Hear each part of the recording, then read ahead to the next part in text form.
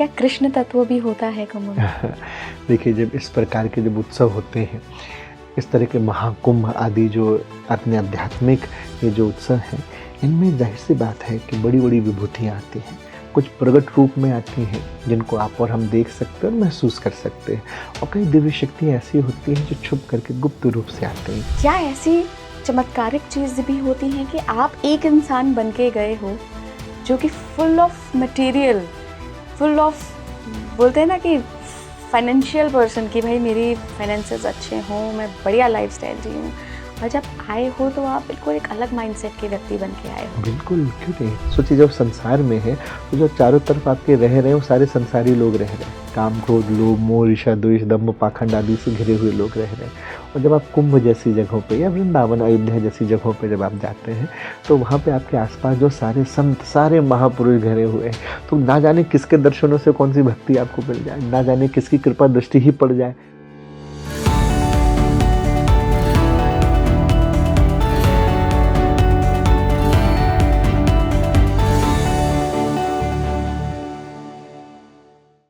नमस्कार इंडिया, आप देख रहे हैं स्पीकिंग ट्री। मैं हूं आपके साथ हिला गोस्वामी।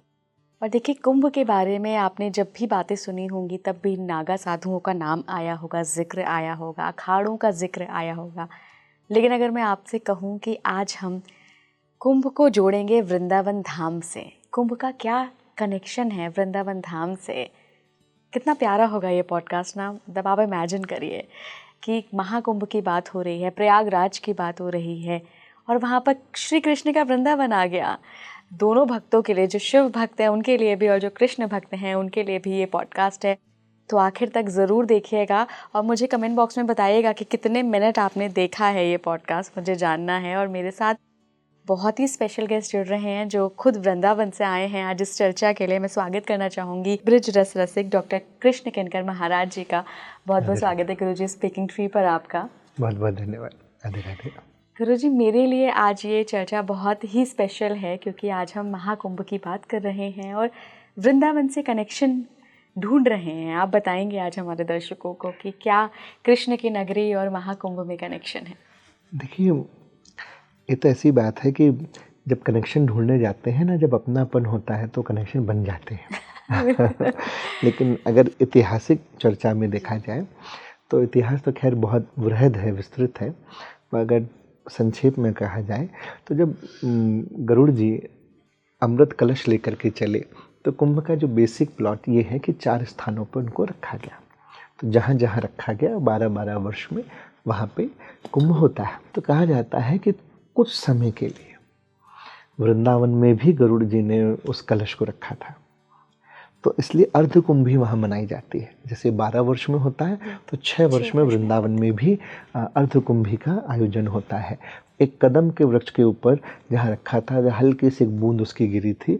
तो जैसे सब जगह स्नान का ये भाव है कि अमृत तत्व उस दिन आता है वहाँ, तो जो स्नान करते हैं तो उनको लौकिक लाभ मिलते हैं, सेहत का है या कोई साधना है सिद्धि के हिसाब से कर रहा, तो जो भी लौकिक उनकी कामना है पूरी होती है। तो वृंदावन का भी कुंभ से ये पुराना लेना है कि जब गरुड़ जी लेकर के गए हैं तो थोड़े समय के लिए वृंदावन में भी उस अमृत कलश का रुकना हुआ। एक तो ये है, और प्रयागराज से वृंदावन का बड़ा बड़ा गहरा संबंध है। इसकी एक छोटा सा प्रसंग आता है कि प्रयाग जो है सारे तीर्थों के राजा है। तो नियम क्या है कि हर वर्ष जो है प्रयागराज में मेला लगता है, जो मकर संक्रांति और समय का रहता है। तो हर वर्ष ही 40 दिन का 45 दिन का लगभग वहाँ पे लोग कल्पवास करते हैं। तो मल मास भी कहा जाता है उसको। तो उस समय क्या होता है कि सारे ही तीर्थ वहाँ आते हैं, क्योंकि राजा है प्रयाग, तो सब अपने यहाँ वहाँ आते हैं और वहाँ पे वास करते हैं। तो नारद जी ने एक दिन प्रयागराज से कहा कि प्रयाग जी, आप राजा हैं, सारे तीर्थों के राजा हैं, सारे तीर्थ आते हैं, 2 नहीं आते। तो बोले कौन नहीं आते? बोले वृंदावन नहीं आते और एक अवध नहीं आता, अयोध्या। बोले अच्छा, हमको पता ही नहीं था, अच्छा हुआ आपने बता दिया। तो वो भगवान के पास शिकायत करने गए कि भाई भगवान, आपने हमको वृंदावन का इसका तीर्थों का राजा बनाया और सारे तीर्थ आते हैं, 2 नहीं आते, वृंदावन और अयोध्या नहीं आता है। तो ठाकुर जी मुस्कुराए। तो ठाकुर जी ने मुस्कुरा करके कहा कि देखो, हमने तुम्हें तीर्थों का राजा बनाया है, अपना राजा नहीं बनाया है। बोले क्या मतलब? बोले हम में और वृंदावन में कोई भेद नहीं है, हम और वृंदावन नित्य तत्व हैं, एक ही तत्व है। अब से हर वर्ष जब तुम्हारे यहाँ ये मेला होता है, उत्सव होता है, तो सारे तीर्थ आते हैं। तो क्या होता है कि साल भर का जितने भी लोग वहाँ जाते हैं और जो पुण्य अर्जित करते हैं और अपने अपने पाप वहाँ छोड़ जाते हैं, वो सारे तीर्थ, वो सारे पाप आपके यहाँ दे जाते हैं, तो आपके यहाँ वो सब इकट्ठा हो जाता है। तो अब से तुम वृंदावन आया करो, वृंदावन की रज में लोट लगाओ, तो जितने भी सारे तीर्थों के पाप वहाँ इकट्ठे हैं वो सारे धुल जाएंगे। तो तब से फिर प्रयागराज जो है वृंदावन आते हैं और वृंदावन में ब्रज रज में लोट लगा करके वो सबको मुक्त कर देते हैं। तो ये मलमास में ही होता है? मलमास तो वहाँ के लिए है कि वहाँ आते हैं, उसके हो जाने के बाद, जब हो जाता है उसके बाद फिर जो है प्रयागराज जी जो है श्रीधाम वृंदावन आते हैं। इसका एक कथा में ये भी वर्णन आता है आगे कि एक बार उद्धव जी ने इसका दर्शन किया कि जब वो वृंदावन में थे तो उन्होंने देखा कि कोई काले रंग का व्यक्ति एकदम, और काले रंग के ही घोड़े पे वो वृंदावन आता है और ब्रजरज में वो अश्व के साथ, घोड़े के साथ वो लोट लगाता है, और जैसे ही लोट लगाता है तो घोड़ा भी एकदम श्वेत हो जाता है और व्यक्ति भी एकदम तेजस्वी हो जाता है। तो पूछते हैं भाई ये क्या था? तो वो बताते कि मैं प्रयाग हूँ भैया, वहाँ से आया था इतना सारा पाप धो करके, तो यहाँ ब्रजरज में लोट लगाई। तो ये वहाँ की महिमा है। तो कनेक्शन ये कुछ इस प्रकार का वृंदावन और कुंभ से आप कहें या प्रयागराज से कहें तो इस प्रकार का है। अच्छा गुरुजी, जो आपने बताया कि प्रयागराज में हर साल मेला लगता है मलमास में, तो अभी उसका रिचुअल क्या है? अभी वृंदावन में भी ये लोट लगती है क्या? नहीं, वृंदावन की रज में तो हमेशा से ही है। अभी भी जब आप कभी वृंदावन जाएंगे तो जो रसिक जानते हैं तो आप उनको देखेंगे कि वो यमुना जी जाएंगे या जहाँ जहाँ ब्रजरज उपलब्ध है वहाँ पे लोट लगाते हैं। आज भी गोकुल रमण रीति लोग जाते हैं तो वहाँ पे ब्रजरज में लोट लगाते ही लगाते हैं। और जो सचमुच जानता है वो इस चीज़ की चिंता परवाह नहीं करता कि वस्त्र गंदे होंगे या क्या, वो सोचता है गंदे नहीं होंगे। आम आदमी के लिए देखने में लगे क्या पागलपन है कि बड़े बड़े लोग अच्छे खासे कपड़े पहन करके नहा धो करके मिट्टी में लौट रहे हैं, कपड़े गंदे कर लिए। जब आप साधक से पूछोगे गंदे नहीं किए, आज ये बढ़िया हो गए, आज ये कीमती हो गए, अभी तक इनकी कीमत नहीं थी। ये तो कोई जो ब्रजरज में लोट लगाने की कोई तिथि नहीं है। आप जब आए 2400 घंटे 365 दिन में कभी भी आके वृंदावन की जो रज है, उसकी एक और बात है कि जब भगवान कृष्ण गौचारण के लिए गए, गाय चराने जाने लगे, तो एक दिन यशोदा मैया ने ना उनके लिए बढ़िया सुंदर जूतियाँ बनवाई कि भाई तेरे को जंगल जंगल जाना है तो कंकड़ हैं, कांटे हैं, पैर में लगेंगे। तो ठाकुर जी ने कहा मैं अकेला जूती पहनूंगा, मेरे ग्वाल बाल, मेरे सब मित्र सखा। तो मैया ने कहा अच्छा भाई उन सब के लिए भी मैं बनवा दूंगी। तो फिर मैया मेरे सारे गैया बछिया है, मैया ने कहा गैया बछिया तो ना जूती पहनते तो पहने पहनाए हैं। तो ठाकुर जी ने कहा तो फिर हम भी पहने पहनाए। तो ठाकुर जी ने जितनी लीला की ब्रज में नंगे पाँव की, जैसे कि ब्रज रज जो है ब्रज का कण कण उन्होंने अपने चरण चिन्हों से पवित्र किया। तो आज भी यही भाव है कि क्योंकि आज भी नित्य प्रिया प्रीतम वृंदावन में पूरे ब्रज मंडल में विचरा करते हैं, तो उनके चरणों की धूल को अपने मस्तक पे, अपने अंगों में लगाने के लिए वहाँ की ब्रज रज में लोट लगाई जाती है। गुरुजी ऐसा कहा जाता है, ये मान्यता है और कई साधुओं ने ये बात ऑन कैमरा भी बोली है कि जब महाकुंभ होता है ना तो ऐसी ऐसी दिव्य शक्तियाँ आती हैं वहाँ पर, बहुत बड़ी बड़ी दिव्य शक्तियाँ मौजूद होती हैं, बहुत अलग सकारात्मक ऊर्जाएं होती हैं। क्या कृष्ण तत्व भी होता है कुंभ में? देखिए जब इस प्रकार के जब उत्सव होते हैं, इस तरह के महाकुंभ आदि जो अपने आध्यात्मिक ये जो उत्सव हैं, इनमें जाहिर सी बात है कि बड़ी बड़ी विभूतियाँ आती हैं, कुछ प्रकट रूप में आती हैं जिनको आप और हम देख सकते हैं और महसूस कर सकते हैं, और कई दिव्य शक्तियाँ ऐसी होती हैं जो छुप करके गुप्त रूप से आते हैं, जिनको उसी स्तर के साधक देख या अनुभव कर पाते हैं क्योंकि उनकी योग्यता उस प्रकार की है।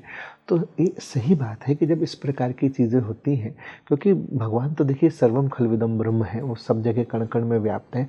तो जब उस योग कोई साधक उस दृष्टिकोण से, चाहे वो महाकुंभ में रहे और चाहे वो साधारण कहीं भी रहे, जब उसकी दृष्टिकोण वैसी होती है तो कृष्ण भक्ति को भी वह देख पाता है।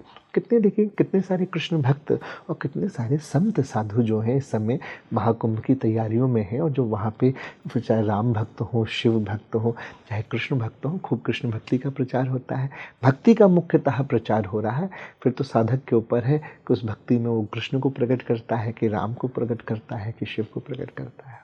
आपका कुंभ का क्या एक्सपीरियंस रहा है? अ, मैं तो बहुत छोटा रहा, पिताजी का हमेशा रहा। हमारे गुरुजी जो हैं श्री कृष्ण चरितमानस के लिए वहाँ पे कुंभ लगाया करते। कई वर्षों उन्होंने अपने जीवन काल में वहाँ कुंभ में उन्होंने लगाया और बड़ा सुंदर अनुभव रहता है। देखिए, जब आप किसी एक लक्ष्य के साथ कहीं पे उपस्थित होते हैं तो साधना का एक अलग अनुभव होता है। एक है दैनिक पैटर्न में आप कर रहे हैं, जो आप अपने घर में हैं, तो क्या हुआ, आपने साधना करी, आप अपने ऑफिस चले गए, दुकान चले गए या घर गृहस्थी के कामों में लग गए। लेकिन जब आप किसी तीर्थ में हैं तो वहाँ कोई और दूसरा काम नहीं है, आप उसी के लिए गए हैं और वहाँ सिर्फ अकेले आप नहीं हैं, एक से एक चारों तरफ जो आप घिरे हैं। सोचिए, जब संसार में है तो जो चारों तरफ आपके रह रहे हैं वो सारे संसारी लोग रह रहे हैं, काम क्रोध लोभ मोह ईर्ष्या द्वेष दंभ पाखंड आदि से घिरे हुए लोग रह रहे हैं। और जब आप कुंभ जैसी जगहों पे या वृंदावन अयोध्या जैसी जगहों पे जब आप जाते हैं तो वहाँ पे आपके आसपास जो सारे संत सारे महापुरुष घिरे हुए हैं, तो ना जाने किसके दर्शनों से कौन सी भक्ति आपको मिल जाए, ना जाने किसकी कृपा दृष्टि ही पड़ जाए। भाई ऐसा है ना कि जहाँ पे रस ही रस हो, उसी की वर्षा हो रही हो, तो आप कितना भी बचें, कहीं ना कहीं कोई एक बूंद तो आपके ऊपर भी आ ही जाएगी। ऐसा ही है कि महाकुंभ जैसे स्थान जो है, इसलिए भारतीयों को वहाँ जाना चाहिए, भारतीय का किसी भी देश का क्यों ना हो जाना चाहिए, क्योंकि ना जाने किस रूप में कौन सा संत मिल जाए, कौन सा एक एक्सपीरियंस आपको ऐसा हो जाए कि जब आप गए कुछ और बन के और लौटेंगे तो कुछ और होकर के आ सकते हैं। तो डिवाइन प्लेस तो इसमें कोई शक ही नहीं है, कहने की बात ही नहीं है कि कुछ भी अनुभव हो सकता है। मेरे एक मित्र हैं, फ्रांस के हैं, वहीं के रहने वाले हैं, तो यहाँ आते हैं हर साल। एक साल आए तो महाकुंभ का आयोजन हो रहा था, किसी ने उन्हें बोला कि प्रयागराज चले जाओ, कुंभ देखाओ। बहुत अलग मानसिकता के थे वो, बहुत मटेरियलिस्टिक पर्सन थे। गए, उनका पूरा जीवन पलट गया। क्या ऐसी चमत्कारिक चीज़ भी होती हैं कि आप एक इंसान बन के गए हो जो कि full of material, full of, बोलते हैं ना कि फाइनेंशियल पर्सन, कि भाई मेरी फाइनेंसेस अच्छे हों, मैं बढ़िया लाइफस्टाइल जी हूँ, और जब आए हो तो आप बिल्कुल एक अलग माइंडसेट के व्यक्ति बन के आए हो। बिल्कुल, क्यों नहीं। इसको आप वृंदावन की भाषा में समझिए क्योंकि वृंदावन के तो हम आपको वृंदावन की भाषा में बताएं, ये सेम बात कुंभ में भी लागू होती है। जी। कि हमारे वृंदावन के लिए कहा गया, कई संतों ने यहाँ कहा उल्टी बात कही। मैंने आपको जैसे बताया ना कि हमारे वृंदावन का ठाकुर टेढ़ा है थोड़ा, तो संतों ने क्या टेढ़ी बात कही, भाई देखो वृंदावन कभी ना आना तो किसी तरह वृंदावन ना आना, आप कैसी बात कर रहे हैं, क्यों भाई हम तो आएंगे। तो बोले वृंदावन आना, देखो यमुना जी के किनारे ना जाना। बोले वाह भाई, जब वृंदावन आएंगे तो यमुना जी तो दर्शन करने जाएंगे। तो बोले अच्छा वृंदावन आओ, यमुना जी के किनारे जाओ, तो वहाँ कोई सांवरा मिले तो उससे बात ना करना। बोले वाह भाई वाह, तो जब हम जाएंगे कोई मिलेगा तो उससे राधे राधे नमस्कार बातचीत तो होगी, क्यों आप मना क्यों कर रहे हैं। बोले अच्छा चलो वृंदावन जाओ, यमुना जी के किनारे जाओ, कोई सांवरा मिले बात करो तो उसके नेत्रों में ना देखना। तो उसने कहा भाई अब हम आंखें ठीक है तो देख के ही बात करेंगे, ऐसा थोड़ी ना होता है कि आप बैठे हैं हम इधर देख करके बात कर रहे हैं, आप मना क्यों करें ये बताइए हमें। तो संत ने कहा ऐसा है, देखो भाई तुम अगर वृंदावन गए और यमुना किनारे चले गए, किसी सांवरे से बात भी कर ली और अगर उसके नेत्रों में देख लिया तो बोले होगा क्या, बोले ये होगा फिर तुम लौट के नहीं आ पाओगे वो तुम्हें अपना बना करके रख लेगा। तो ये ऐसी चीज़ें हैं कि कई बार जब लोग ऐसी परीक्षाओं के भाव से जाते हैं तो कभी कभी मौज वाली बात है कि किस संत को क्या मौज आ जाए।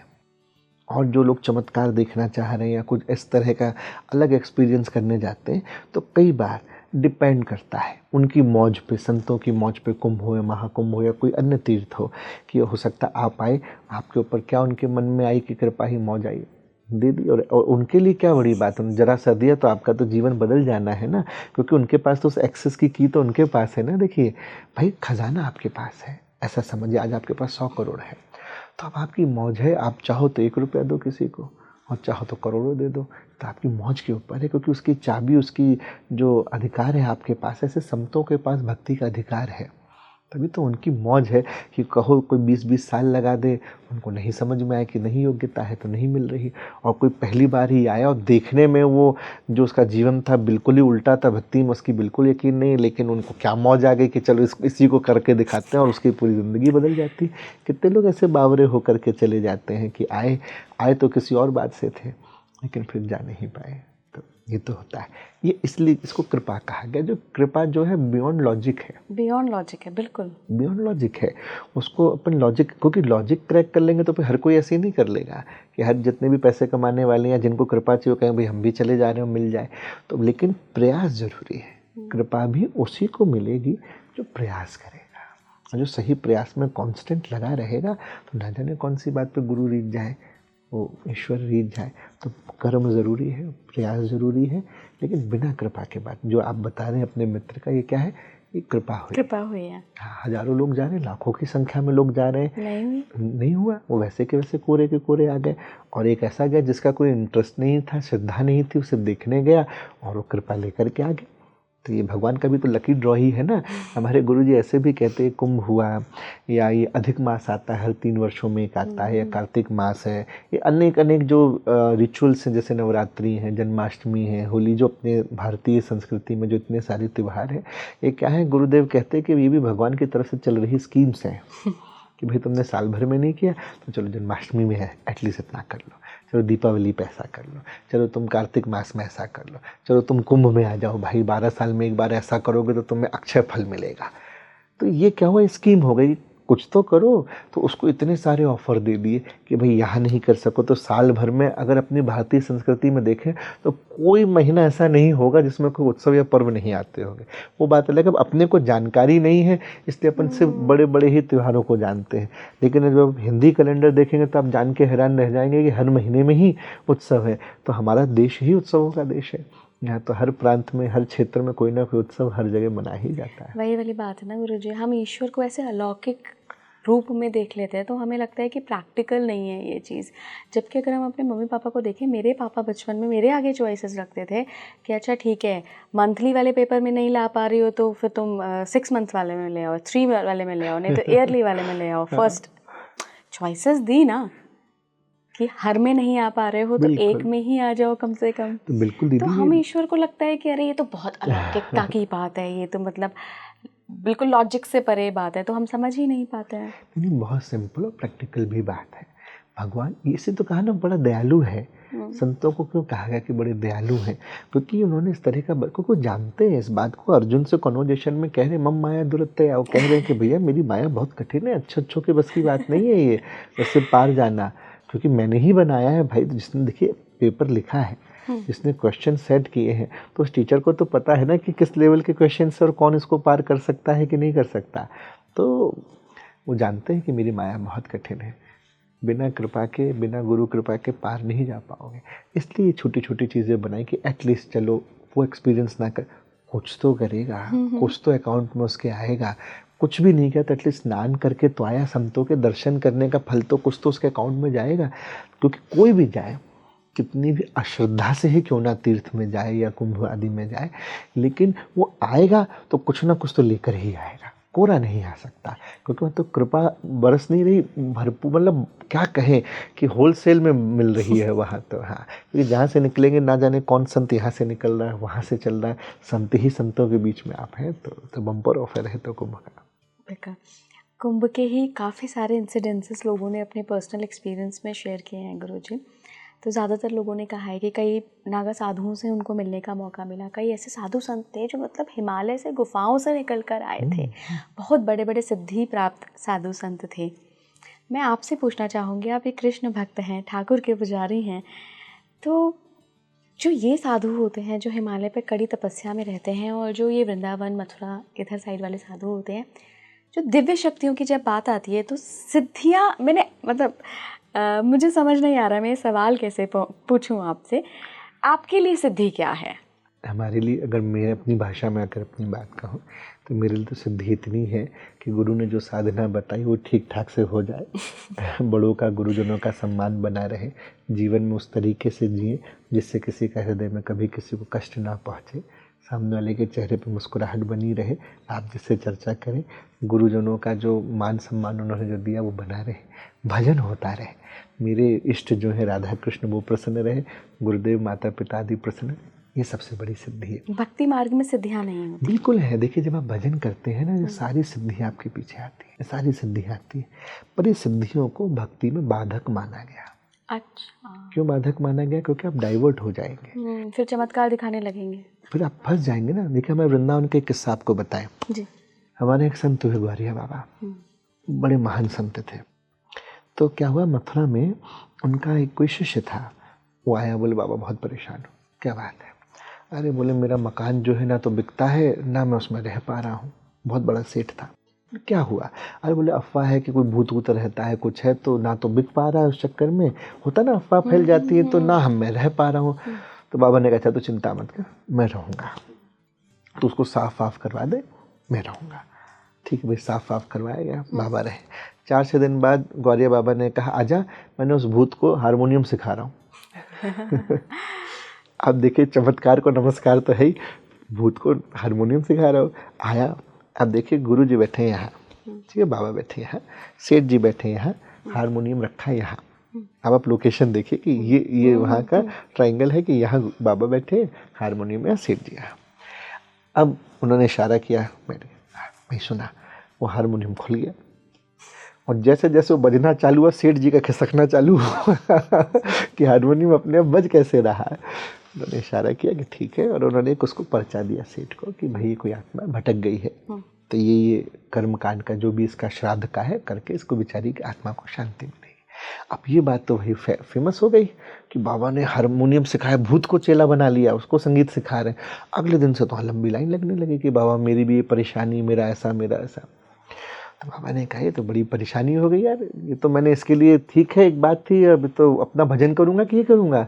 तो उन्होंने क्या किया, उस समय की मथुरा की जो सबसे प्रसिद्ध वैश्या थी उसको बुलाया, और एक जो ओपन बग्गी होती है घोड़ा गाड़ी, उसमें उसको अपने बगल में बिठाया, और एक चक्कर उन्होंने खुले हुए मथुरा में चक्कर लगाया उसके साथ। तो जितनी तेजी से भूत की खबर नहीं फैली थी, उससे ज़्यादा तेजी से बात फैली कि बाबा तो वैश्या के साथ घूम रहे। तो हुआ क्या, वो जो लंबी लाइन लग रही थी, अगले दिन से लंबी लाइन लगना सब बंद, बाबा तो गड़बड़ है। और बाबा ने उस वैश्या को आशीर्वाद दिया, अपने उतर के चल दी मस्ती में, क्योंकि उन्होंने ये देखा कि अगर ये मैं करने लगूंगा तो जो मेरी अपनी मस्ती है, जो अपना रस है, मेरा अपना खुद का भजन है, वो खत्म हो जाएगा।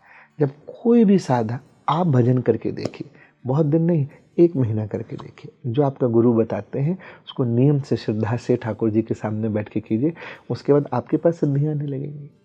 हाँ, कोई बड़ी बात नहीं, लेकिन वो सिद्धियाँ क्या होंगी ना, हमारे पास उतना कंट्रोल नहीं है, हम उतने कैपेबल नहीं है कि उनको संभाल सके, तो भटकना हो जाता है। बड़े बड़े संत जो हैं वो उन्हीं के बस की बात है कि वो उसको संभाल लें, या उसको कहाँ लगाना है, वो उसको किस दिशा में लगाएं। अपने जैसे साधारण लोग उसमें फंस जाते हैं। सोचिए, अपने को मालूम चल जाए, ऐसी चीज़ की मन का मालूम चलने लग जाए, तो हम उसका सदुपयोग करेंगे कि दुरुपयोग करेंगे? ऑफ कोर्स दुरुपयोग करेंगे। ये कारण, इसलिए भक्ति में संतों ने, भक्तों ने कभी सिद्धियों को इतनी तवज्जो नहीं दी। उन्होंने कहा हमें चाहिए ही नहीं, हमें तो राधा रमण के चरणों की भक्ति चाहिए, हमें सिद्धि का हम क्या करेंगे, हम तो ऐसे ही मस्त हैं। पर हाँ, ये बात है कि कोई भी साधक किसी की भी साधना करे, सिद्धियाँ उसके पीछे पीछे आएंगी ही आएंगी, क्योंकि ये परीक्षाएं हैं कि इनसे आप कैसे पार जाते हैं। गुरुजी, एक आखिरी सवाल जो कि सबके मन में आता है, यंगस्टर स्पेशली इस सवाल को पूछते हैं, मुझसे भी बहुत लोग पूछ चुके हैं कि इतना बड़ा महाकुंभ का आयोजन होता है, सारी दुनिया से साधु संत आते हैं, ऐसे ऐसे साधु आते हैं जो न जाने कितने सालों से तपस्या में रत हैं। आपने बताया कि कई ऐसे लोग भी, दिव्य शक्तियाँ भी आती हैं जो अदृश्य रूप में वॉच कर रही होती हैं। बहुत पैसे भी खर्च होते हैं इस आयोजन पे। जी, इस आयोजन से हमें क्या मिल सकता है? हम अगर कुंभ जाएं, एक आम आदमी अगर कुंभ जाए, वो क्या लेकर लौटेगा? देखिए, इसको ऐसे देखा जा सकता है कि जैसे समुद्र है जहाँ अथाह जल का सोत्र है। अब ये लेने वाले के ऊपर है कि जब वो सोत्र के पास जाए तो एक चम्मच भर के ला सकता है, एक कटोरी भर के ला सकता है, एक बाल्टी भर के ला सकता है, एक टैंकर भी भर सकता है, और पूरे के पूरे समुद्र के रस में डूब भी सकता है। अब ये उसके ऊपर है कि वो क्या लेकर के आना चाह रहा है। ऐसे कुंभ महाकुंभ जो है, ये जो इतनी बड़ी व्यवस्थाएं हैं, प्रैक्टिकल दृष्टि से देखें तो आपको देखने को मिलता है कि हमारे इतिहास में, हमारे सनातन धर्म में कितने कितने प्रकार के संत हैं, कैसी कैसी सेवा चल रही है। निष्काम भाव में वहाँ कितने सारे अन्य क्षेत्र चल रहे होते हैं। वो आपसे ये भी नहीं पूछेगा कि आप किस जात के हो, किस क्षेत्र से आए हो, भारत के हो, कहाँ के हो, कोई नहीं, चल रहा है, आओ पाओ जाओ। जगह जगह भंडारे हुए, जगह जगह सत्संग हो रहा है, कोई ना कोई लीलाएं चल रही हैं, कहीं पे कहीं भजन चल रहे हैं। अनेक प्रकार का एक मेला है, कुंभ मेला नाम दिया गया है कि मेला क्या है, जहाँ तरह भिन्न भिन्न प्रकार की चीज़ें मिल रही हैं। तो वो एक अपने आप में एक लाइफ टाइम एक्सपीरियंस है कि इतनी बड़ी संख्या में। कितना प्रसिद्ध वो कहावत होती थी ना पहले, लोग जब बड़े दिनों के बाद मिलते थे तो लोग कहते कुंभ में बिछड़ गए थे भाई। मतलब इतना बड़ा उसका स्तर माना जाता है और आज भी वो बहुत वृहद रूप में होता है। तो प्रैक्टिकली आप उससे ये सीख सकते हैं कि तो आज तो फिर भी इतनी लेटेस्ट सुविधाएं हैं अपने पास, कब से चला आ रहा है, वो कैसे सुरक्षित रूप से हमेशा से उसका होना, उतनी मतलब लाखों की संख्या के लोगों को आना है, एक ही जगह पे आना भी है, महीना भर 1.5 महीना रहना भी है, सबको सुरक्षित वहाँ से जाना भी है, कोई घटना दुर्घटना ना हो, सब सुरक्षित आ जाए। लाखों लोगों का भोजन अपने घर में अगर 10-20 लोगों का डिनर हो जाता है तो आदमी को टेंशन हो जाता है, कहाँ बिठाएंगे, क्या खिलाएंगे। और वहाँ लाखों करोड़ों की संख्या में लोग आ रहे हैं, उन सबका भोजन कहाँ से आ रहा है, कैसे हो रहा है, सब खा भी रहे हैं, सब पी भी रहे हैं, सब रह भी रहे हैं, सारा काम हो रहा है और सब लौट के भी आ रहे हैं। तो ये एक्सपीरियंस मैनेजमेंट का कि भारतीय संस्कृति में कैसे सुंदरता से मैनेजमेंट हो जाता है बिना किसी को जाने। और अच्छा, ऐसा भी नहीं किसी एक का कार्यक्रम है, चलो भाई एक ग्रुप का मान लो सिर्फ स्पीकिंग ट्री का प्रोग्राम है तो सारा यूनिट उसी का है तो कोई दिक्कत नहीं, तो मैनेजमेंट के अलग अलग लेवल हैं, वो हो जाएगा। अब वो एक जगह ऐसा कैंपस है कि जहाँ पे अलग अलग ब्रांड के सब लोग हैं, फिर कैसे होना एक दूसरे के साथ निभाते हुए, ये वहाँ पे एकता देखने को मिलती है। वो सारे और संतों के दर्शन और आध्यात्मिक दृष्टि से देखें तो कितना कुछ सीखने को है कि जहाँ आप एकांत में अपना वास करके अपने गुरु के या जिन संत को हम फॉलो करते हैं वहाँ पे रह के उनकी शिक्षाओं को वहाँ प्रैक्टिस कर सकते हैं और वहाँ ध्यान करके उसका एक्सपीरियंस ले सकते हैं, जो उस दिव्य वातावरण का, उस हवा का अनुभव ले सकते हैं, उस जल का अनुभव ले सकते हैं जहाँ पे वो दिव्य विभूतियाँ स्नान कर रही हैं। तो उसी एक सेम प्लेटफॉर्म पे आप हैं जहाँ पे सेम प्लेटफॉर्म पे वो लोग हैं, तो प्रैक्टिकली ये देख सकते हैं। और रही बात रुपए की, नो डाउट कि खर्चा बहुत होता है, लेकिन जहाँ खर्चा तो हमने देखा उससे रेवेन्यू कितना जनरेट होता है, कितने मात्रा में लोग रेलवे को यूज़ करते हैं। तो जो ट्रेन से आ रहा है फ्री में तो नहीं आ रहा है, तो रेवेन्यू तो जनरेट हो रहा है। कितने संख्या में लोग फिर जब उतरते हैं रेलवे से, रेल से उतरेंगे तो टेम्पो में बैठेंगे, टैक्सी में बैठेंगे, रोजगार भी मिल रहा है, रिक्शे में बैठे तो उस रिक्शे वाले को रोजगार मिला ना, क्योंकि उसको कितना रोजगार मिल गया, बम्पर रोजगार मिला कि उसको ये मालूम है कि मैं खाली नहीं बैठूंगा, इतने इतने लोग हैं कि रिक्शे कम है, लोग ज़्यादा हैं, है ना, टेम्पो कम है, टैक्सी कम है। और सारे लोग तो सिर्फ शिविर में आके नहीं रह रहे, पूरे शहर में सारे होटल हैं, गेस्ट हाउस हैं, जितने हैं उनको रोज़गार मिल रहा है। इतना सारा अन्न क्षेत्र चल रहा है तो सब किसानों को मिल रहा है, सारा आलू टमाटर सब्जियां आदि जो वहाँ जा रही हैं, तो कितना रोज़गार मिला। तो इन्वेस्टमेंट तो हुआ, नो डाउट खर्चा हुआ, लेकिन रेवेन्यू कितना जनरेट हुआ उससे। जितने वो साफ सफाई करने वाले कर्मचारी हैं, कितने सारे लोगों को रोजगार मिल रहा है। और जब इतना बड़ा भव्य कार्यक्रम होता है तो आपको वॉलंटियर्स चाहिए होते हैं, तो उन सारे जो बेरोजगार लोग थे उन सारे लोगों को रोजगार मिल गया, तो इससे रेवेन्यू तो देखिए जनरेट, रिटर्न तो हुआ, तो ये देख सकते हैं। और दूसरा अनुभव तो है ही कि आप मैनेजमेंट के रूप में देख सकते हैं, ये सारे पक्ष हुआ प्रैक्टिकल।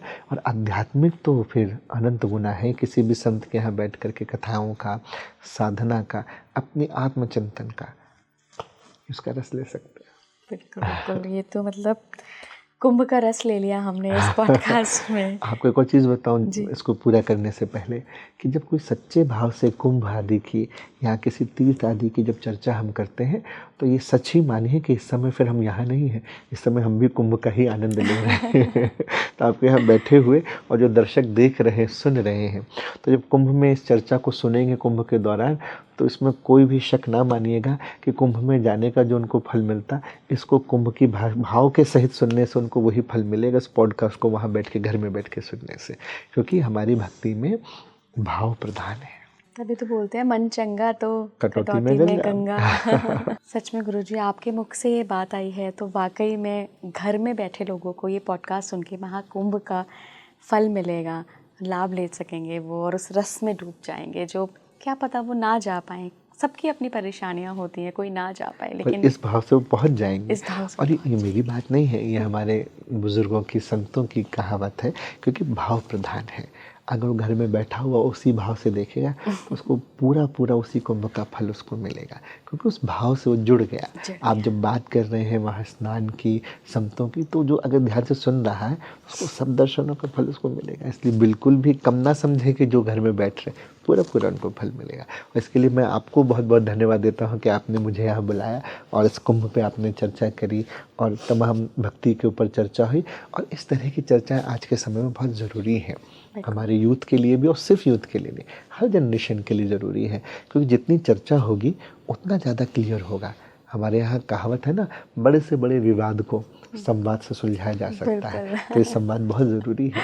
इसके लिए पुनः आपका बहुत बहुत आभार और बहुत बहुत धन्यवाद। गुरुजी आपका भी बहुत बहुत धन्यवाद, आप पधारे स्पीकिंग ट्री के इस पॉडकास्ट के लिए।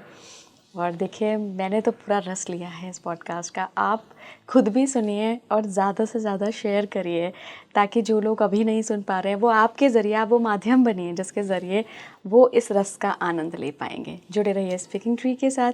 नमस्कार।